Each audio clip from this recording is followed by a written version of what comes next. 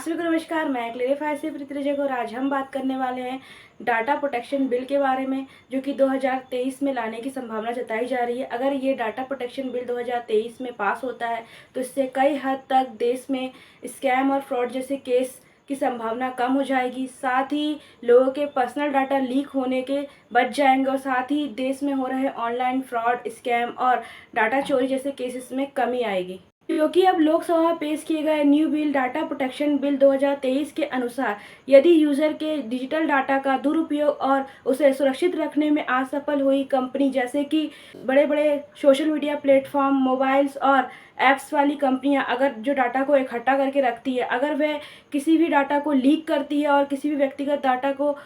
गलत उपयोग होता है तो उसके लिए उस कंपनी को 250 करोड़ का जुर्माना लगाया जाएगा। साथ ही अगर कोई कंपनी इस नियम का उल्लंघन करती है तो उसे 250 करोड़ से भी अधिक का जुर्माना लगाया जा सकता है। जिसके बिल की इंफॉर्मेशन मिलते ही अब सोशल मीडिया कंपनी भी अलर्ट हो गई है। साथ ही केंद्रीय आईटी मंत्री अश्विन वैष्णव जी ने 3 अगस्त को डिजिटल डाटा प्रोटेक्शन बिल 2023 को पेश किया है लोकसभा में, जिसके अंतर्गत digital personal data protection bill आता है, जिससे इन नए पर्सनल लॉ डाटा लाने से कई हद तक इन सोशल मीडिया कंपनियां जो इन पर्सनल डाटा को सेव कर रखती है अतः इन डाटा को लीक होने या कहीं पे भी गलत यूज़ करने पर इन कंपनियों पर कई हद तक आरोप लगाने में मदद मिलेगी। साथ ही जब भी कोई ये सोशल मीडिया कंपनी किसी भी व्यक्ति का पर्सनल डाटा और पर्सनल इंफॉर्मेशन इकट्ठा करना चाहेगी तो इसके लिए उसे उस व्यक्ति से परमिशन लेनी पड़ेगी जिसका ये पर्सनल डाटा इकट्ठा कर रही है। साथ ही नए digital personal data protection act 2023 का लोकसभा पेश करने का मुख्य उद्देश्य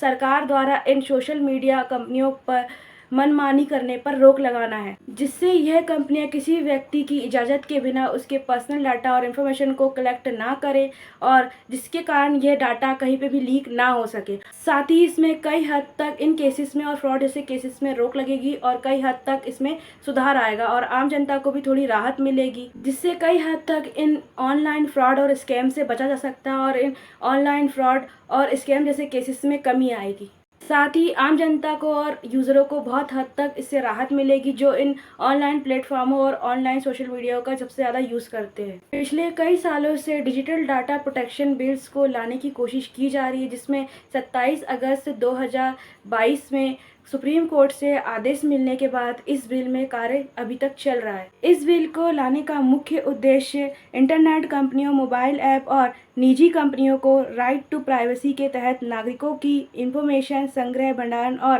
प्रसंस्करण के बारे में जवाबदेही बनाना है। साथ ही इस लॉ के आने के बाद देश में कई हद तक व्यक्ति का पर्सनल डाटा सिक्योर हो जाएगा, जिससे कई ऑनलाइन फ्रॉड, स्कैम और call scam, ID information scam जैसे केसेस में कमी आएगी। साथ ही कई फ्रॉडों से व्यक्ति बच जाएंगे और देश में ये केसेस, स्कैम जैसे केसेस बहुत हद तक कम होंगे। जैसे ही लोकसभा में digital personal data protection bill 2023 को लाने की बात की गई और इसे लाने के लिए लागू करने की बात की गई, वैसे ही कई पॉलिटिक्स पार्टियों ने इसका विरोध किया और उनका कहना है कि इससे मानवाधिकार खत्म हो जाएगा, साथ ही नागरिकों की आज़ादी खत्म होगी। और इन सब सवालों का जवाब देते हुए सरकार ने मानव अधिकार सुरक्षा के तहत इस बिल को पास करने का आदेश दिया और देश की नागरिक और जनता की सुरक्षा के लिए तथा ये फ्रॉड, स्कैम और डाटा लीक जैसे केसेस के बचने के लिए और इन सभी स्कैम्स पर रोक लगाने के उद्देश्य से 3 अगस्त 2023 को digital personal data protection bill 2023 को लोकसभा में पेश किया गया। साथ ही अगर ये digital personal data protection bill 2023 पास होता है तो इसका सबसे ज़्यादा असर ऑनलाइन और सोशल मीडिया कंपनियों पर पड़ेगा और मोबाइल ऐप्स जैसी कंपनियों पर पड़ेगा और इनकी मुश्किलें भी बहुत हद तक बढ़ जाएगी। लेकिन फिर भी इन कंपनियों का कहना है कि अगर ये बिल पास होता है तो वे इस बिल को वेलकम करने के लिए तैयार है, साथ ही वे इस बिल के रूल को फॉलो करेंगी। जबकि इन कंपनियों पर इस लॉ का सबसे ज़्यादा इफेक्ट पड़ेगा, साथ ही इन कंपनियों को इस लॉ के बाद बहुत ज़्यादा घाटा होने की भी संभावना है, क्योंकि अगर नया digital personal data protection bill 2023 पास होता है तो इसके अंतर्गत किसी भी यूज़र के डिजिटल डाटा का दुरुपयोग करने या फिर किसी भी डाटा का लीक होने से और इसके सुरक्षा रखने में अगर ये कंपनी असफल रहती है तो इसे 250 करोड़ का जुर्माना भरना पड़ेगा। साथ ही अगर